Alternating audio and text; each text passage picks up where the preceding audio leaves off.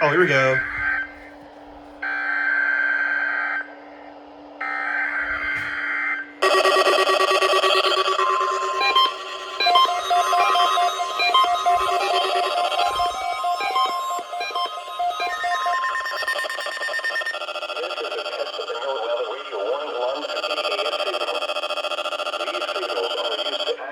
Specially designed receivers when warnings or selected watches are issued for potentially dangerous weather situations.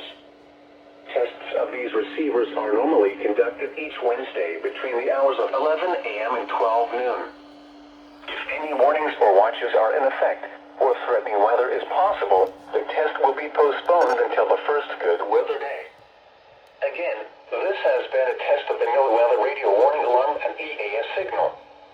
We now return to the regular broadcast cycle.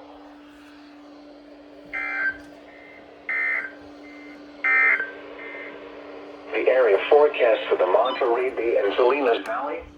First alert in the new house. Let's go. Pacific Daylight Time this afternoon.